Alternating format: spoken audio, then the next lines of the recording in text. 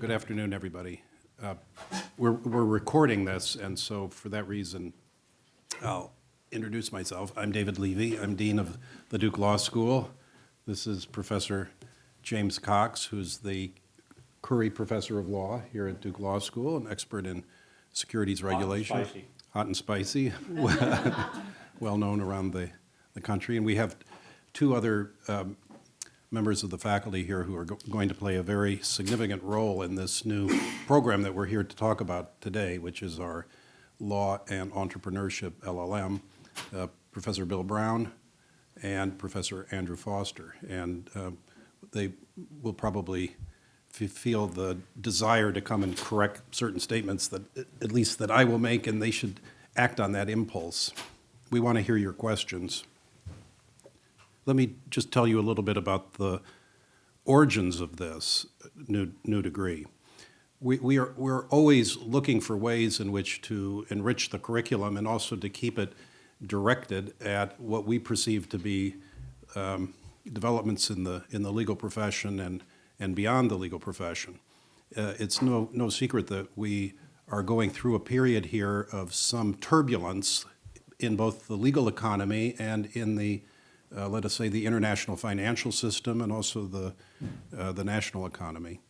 And we want to provide our students with an opportunity to navigate in these rough waters to the very best that they can. And we have certain opportunities here at Duke. We're in a great university with a great business school, great engineering school, great public policy school, and a great environmental school. And all of these schools are very interested in this concept of entrepreneurship, and there's a lot of activity on this campus. For the most part, the law school has not been part of the entrepreneurship programming going on within the campus, and so this degree and the program that it will come out of is our way of uniting ourselves to some of these programs in other parts of the university that we think are very exciting. We are also located in one of the great innovation centers in the world here in the regional in the triangle, and we have the opportunity to expose students in this program to venture capitalists and lawyers who represent and work with venture capitalists and social entrepreneurs.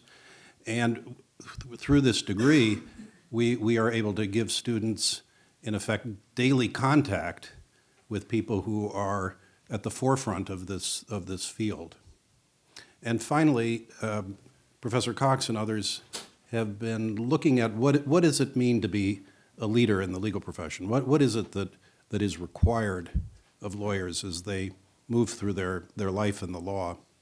And it was out of our efforts to think about that we came to the conclusion that this degree would help at least some of our students pursue the goal of becoming leaders in the law. So people who are able to synthesize a lot of information, and more than that, who are able to work in teams and to mobilize technical legal knowledge in a way that leads to the solution to problems, not simply to their identification, which is frequently the way lawyers are criticized by others.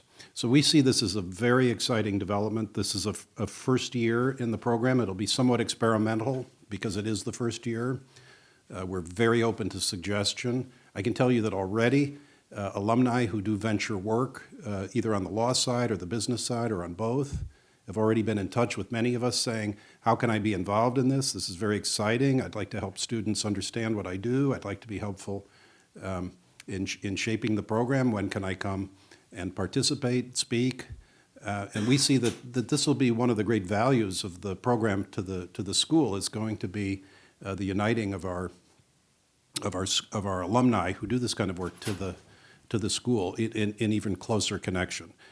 And I think I said finally before, but finally, we have the faculty for this. We're just very lucky. We have a very deep, very strong, very entrepreneurial business faculty. We have Bill Brown, who just was on Wall Street. We have Jim Cox, who is really one of the powerful voices thinking about the development of our economy and the regulatory state. We have Andrew Foster, who has developed the Community Enterprise Clinic here and has just developed an entrepreneurship clinic this very semester, is so innovative and creative. We have Lawrence Baxter, who comes to us from the banking industry and was previously a tenured member of this faculty, but an expert in administrative law and banking regulation. And then we have our entire business law faculty, which goes well beyond that, all of whom are very supportive of this degree and see that there'll be very significant benefits going forward, not just through the program itself, but to the entire law school community. So I'll end there and turn it over to I just Jeff. want to talk a little bit more about the genesis and the structure of the program, and that's genesis goes back to one of David's very first initiatives. I mean, literally in July of the month that he took his appointment 2.5 years ago, was to create a leadership working group to figure out how better to prepare lawyers, particularly new graduates, to assume important positions in society, and whether that be, and it covered a whole range of things. And it was an unusual committee because it was made up of alumni, co-chaired by alumnus and myself, and faculty members and student members and staff members. We spent 2 years deliberating. One of the very first visions we had coming out of that was a vision that's totally consistent with this program, and that is that with changes that were even then underway, well before they became popularized and going on to law firms, that the need for more experiential education was key. The other thing we kept hearing and knowing from our Board of Visitors and also from within this committee is that lawyers find themselves as being in the center of a whole host of decisions, some of which have legal dimensions to them, but more likely they have lots of other dimensions to them: political, economic, business, social, etc. And so all the more need for problem solving, team experiences. Image came forward that leadership is knowing when to follow and when to lead, knowing your own limitations, having a sense of yourself. So we developed a number of things, but we kept circling back and kept thinking about this idea that it'd be great, where we saw so many of our alumni going and intersecting with entrepreneurship and startup enterprises, and realizing that suddenly that vision became more and more present when Bill and Lawrence joined the faculty here, who came from these backgrounds and were familiar with that. And felt that, and then being aware of activities that were going on at the engineering school and at Fuqua related to startups. Again, the right place for the center, the hub of intellectual activity and activity generally at a university is a law school. We're the intersection of so many things. So coming out of that, several things came out of that project. One is the Duke and DC experience, but the other one that is an natural outgrowth of that Law and Leadership Committee was this program. The program is an attempt to equip its participants with a wide understanding of business, social, legal issues that come together on the ground and in the startup arena, where there really is no separation. And as David was pointing out, we have, one of the many benefits of this program has been we have located alumni that are out there doing things that we weren't aware of what they were doing. I mean, they've been through a succession of startups, and they're eager to be participants in this and share.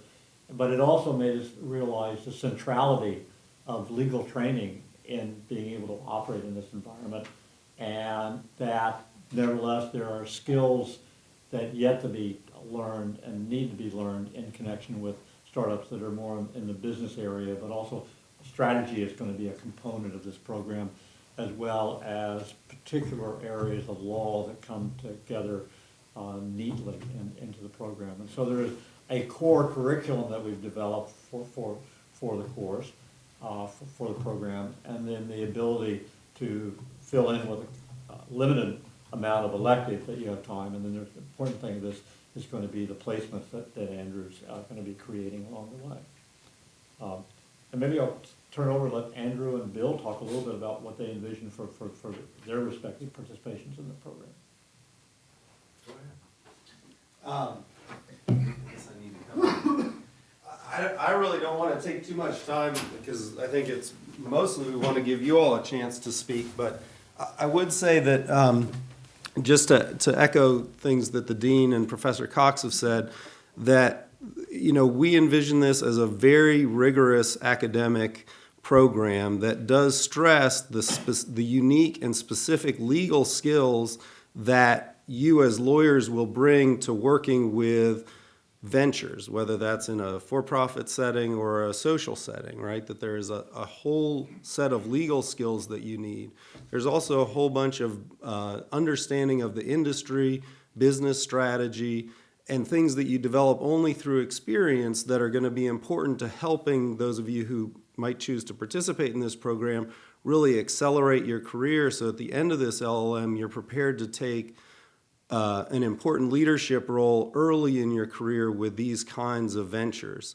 And so the second half of the LLM program is much more experiential, putting you in environments where you can see how these kinds of businesses and social ventures operate, the role that lawyers play in those ventures, and begin to develop the broad perspective that you need to really understand how you can bring your legal training and your understanding of the specific industry to bear to help either your clients or the company that you're working with. So it's this balance of a really rigorous academic component and the experiential component that we think makes this a very unique and important program and helps build on all the knowledge that you develop through your JD.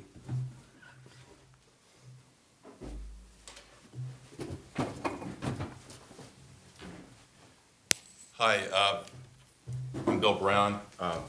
I'm here because of both of these guys. He trained me at one point, and he one day about a year and a half ago said to me, we were standing out behind the Washington Duke. He says, Bill, you're creating this new venture capital fund. You're developing a lot of new technology. You can do that anywhere. Why don't you come down to Duke and teach? And I went to him the next day and I said, Dean, now you said that while you were holding a glass of wine in your hand. Was that the wine talking or was that you talking? No, but seriously, he's a very sober guy. So, unfortunately. So, but listen, when he asked me to come down here and I started piecing a lot of this together, and it made an incredible amount of sense. I mean, certainly in my career, I graduated from Duke in 1980, back in the dark ages. And I practiced law for 9 years, and then after that I worked on the street for 18 years in a business capacity, and then a friend of mine and I formed a venture capital fund. And the one thing that's clear to me, having been in now 3 and 4 careers, is that law is not necessarily an in and of itself. Law is a very, very strong set of skills. It's an essential set of skills that many business people miss. And quite frankly, I think it's easier to teach business skills to lawyers sometimes than it is to teach law skills to business people. Because the nuance in law is really a hard thing to get your hands around, and the judgment that's required. So we're really excited about putting this program together. In fact, we're already teaching some courses this semester. Andrew is doing a clinic for entrepreneurship. I'm teaching a course in venture capital and private equity. We have a number of Fuqua students in the class. We have students from other parts of the university. And they're there because they realize that in this particular class, we're putting together things that aren't normally put together in any class on campus. For instance, we put together some important aspects of tax policy. If you don't get the tax right when you're setting up a company, you're forever going to give away a huge amount of your returns on that company. And it's very easy for people in other parts parts of the university outside the law school to say, oh, well, you know, hire a tax lawyer. Yeah. Well, I'll have you know that if a huge amount of your return is going to be dependent upon how you set this company up from day one, from a tax point of view, that's something I would want to worry about. We also work with students on focusing on the IP part of what they do. You know, putting IP together and focusing on it at a very, very early stage is really, really important to any venture. And I think that we're helping our students understand how you do that. And then there's finally another part of the entrepreneurship program, which, you know, I think in some respects has not been focused on as much as, you know, we want to focus on. And that is, there's an entrepreneurial part of being a lawyer. Even if you simply want to be a lawyer and want to go into solo practitioner or want to start a law firm, there's a whole entrepreneurial aspect of creating a law business that no one really ever gets into. And I look forward to our working with our students from here as they think of creating their own businesses, whether it's law or whether it's a technology business or anything else. That's great. Let's take your questions. I can anticipate some of them, but I'd rather you ask them. Come on. Be innovative. Yeah. What do you envision for career placement as far as on-campus interviews or other networking opportunities for? Well, placement is going to be important to the success of this program. I'm certain that most of the students who decide to get another year of education think that this will significantly help them in the world of employment. Part of what will happen is that throughout the entire year, the student will have the opportunity to meet people and to think about career options and, frankly, to make the kinds of connections that typically lead to good decisions and to good things happening for people. That's part of what the program is designed to do. I was planning on allocating a fair amount of my time to trying to do what I'm doing now with varying levels of success, and that's trying to network people. And you know, part of this is that we'll be making announcements a little while. I can't say whether that's shortly or not, but I think we sealed the deal on one part of the big part of that right now. We're going to have an advisory board, national advisory board. We sealed the deal, I think, this morning on the chair of that position, all these people from startups, and then try to radiate out from that advisory board to others or regional areas to develop a network that's going to be around this program. And that's going to be important for, certainly on the regional area of the placements that Andrew's going to be working with, et cetera. We need to be able to have those contacts, but I think we would like to envision part of the program would be a series of case studies that would be part of a class brought in by people from various parts of the country talking about a deal they did or recently did or are doing, and then breaking it down and having that be part of the educational process. And you had a specific question, which is whether the students in this program would have access to on-campus interviewing. The answer to that is yes. Can you give some specific examples of outside of the classroom activities that develop? Yeah, so I think two examples. One is, and the materials that are available talk about the Practicum, which is sort of one of the core courses, and a large part of the second semester of the program is a placement that students would work with the faculty to develop themselves, but either working with a law firm that represents startups, working with a company, or again, one of the things we're really blessed with and why this is the right place to do this kind of program is that we have this whole infrastructure to support innovation and entrepreneurship, like the Council for Entrepreneurial Development, NC Bio, I mean, a whole host of organizations that work in this space. So a significant part of the credits that come from this course are students working in those externship settings, doing the kind of work that you'd be doing as a young lawyer or a business person in those settings, and doing that as part of your getting credit for it. I think the other is this sort of the academic, it's in the academic setting in a class, but looks very different than a kind of a traditional law school class, where we expect to be bringing in practitioners, certainly from all over the country, but possibly even internationally, who are working in this area, so that it's a combination of networking and really looking at deals that are happening in real time, so you are current with what's happening in this field, because it does change so quickly. I mean, one of the things that, certainly what I'm doing with some of my companies, we are pulling, first of all, to your question on hiring, I've hired 3 of my former students. So 3 of my former students have equity interests in some of the things that are growing. They actually get, they also get paid. I've also got students from Fuqua who are getting externships for credit with us for working.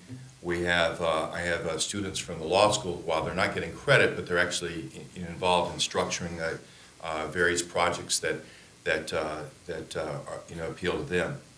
I mean, the key here, though, is in getting involved in that sort of process with us, is we don't have a lot of time to, in effect, train people. So, what we look for is we just simply look for students who have naturally well-developed skills in a particular area that we need. And then we will bring them on board and give them the real experience of actually working in a firm. Many of these students are actually managing outside law firms and our patent work, or they're managing our corporate work, or they're managing some of our engineering work. It's, they're just all over the lot.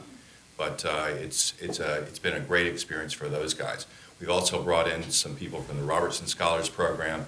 So I think that we will look for other companies such as ourselves who are also willing to bring in and harness the just huge power and ability of students such as yourselves.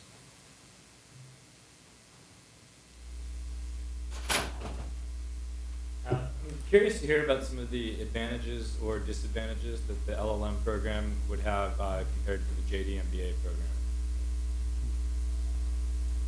It's 1 year less, no. They're really different. They're very different kinds of programs. This obviously there's some overlap. This is actually addressed on our website. It's one of the frequently asked questions that we anticipated. A JD MBA, the MBA is going to expose the student to a broad range of business topics, marketing, finance, and that sort of thing. This degree is focused on one sector of the economy and the legal skills needed to work in that sector. It's truly a law degree. It's not it's not as if part of the programming is dedicated simply to the acquisition of business knowledge. It's all going to be done through the lens of somebody who is actually practicing as a lawyer. There's also a component of it which is academic. I mentioned some of the faculty, but I didn't mention Stuart Benjamin and Artie Rye, who are among the top people in the country thinking about national innovation policy. That's the kind of thing that in this program one might study from an academic and practical point of view, but it wouldn't be typically, I don't think, the sort of centerpiece of a curriculum in an MBA program.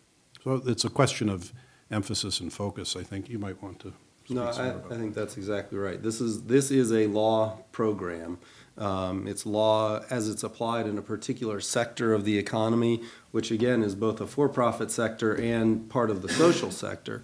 But it's not a business degree. There was a hand over here, too.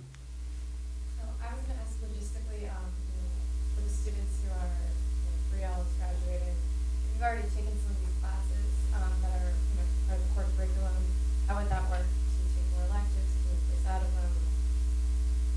Yeah, so I think the way we've envisioned the curriculum and what we've tried to communicate is that for where you have taken core classes, and this is going to apply obviously exclusively to Duke students, that you would place out of those, and then we would work with those students to create a more individualized curriculum, and you'd have access to a broad array of electives to do that.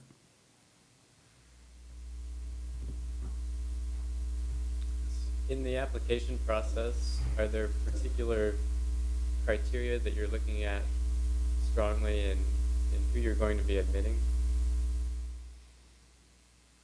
Yes. You want to talk about that?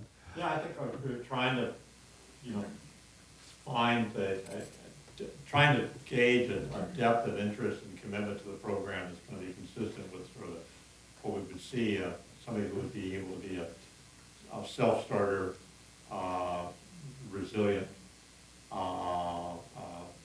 adaptable, would be features like the characteristics we'd like to look for. Presumably we think most, we wouldn't admit anybody who we didn't think would be, trainable. So it's going to be obviously some intellectual level that we would be expecting. But I think remember, this is open for people who are not in this pristine of waters that Taylor, you've been in the last 3 years there. And so we have to pay attention to that.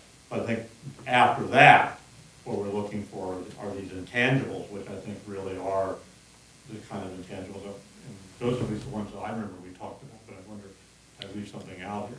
I mean, I would just stress something that Bill said, which is, lawyers, the best lawyers are entrepreneurial, and they're entrepreneurial in lots of different ways. How you gauge whether we'll always get this right in the admissions process, would be hard to say.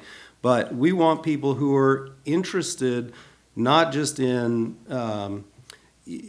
finding something to do next year, but see that this is a passion for them, and that this is a step towards a longer career goal, and so that's part of it, is looking for folks who are bringing that entrepreneurial characteristic to this, and see this program as an opportunity to explore your own capacity for entrepreneurship, whether that's in a business setting or as a lawyer. I think the other, at least from my perspective, to be very blunt, this is an experiment. This is the first year. It would be wonderful if this first year class was entrepreneurial in the sense of helping us really grow this thing and make it the best it can be. So those are, in addition to having, obviously the things that are not negotiable are, high intelligence, having done well in law school, being able to articulate why this makes sense for you. Those intangibles, as Jim and Bill have talked about, are going to be really important. Yeah, I do think that there is, even though we are teaching this in an LLM, it is a law degree. Those of you who've taken classes from me know that I really don't stop at the edge of law, and that I truly, because You don't stop at the edge of anything. I don't stop at the edge of anything. But people, to me, the true difference between a great lawyer and a great business person is zero. And because there's no difference between a great lawyer and a great business person, then the people in this program need to know as much about business as they can in order to enable them to be successful. And so implicitly, that will mean that this is, while it's not technically an MBA degree, it will have huge components of some of the things that you will learn to get an MBA. It won't have them all. It won't teach you marketing. It won't teach you management. It won't teach you a lot, but it'll teach you a lot about finance. It'll teach you a lot about the cap structure of a company. It'll teach you a lot about the ways of valuing companies. You've got to know that in order to do this. Well, you're all being very, very polite. I know some of you want to ask whether we're going to charge tuition. And the answer is yes, and then the follow-up question is whether there will be scholarship assistance, and the answer to that is also yes. And it's my intention to be generous with scholarship assistance to those who qualify for it. But that's an individual decision that has to be made. Did anybody want to ask that question? That's the answer. Anything else? Anybody? Thank you, everybody. Thank you all very panel. much. Thank you for coming. Thank you.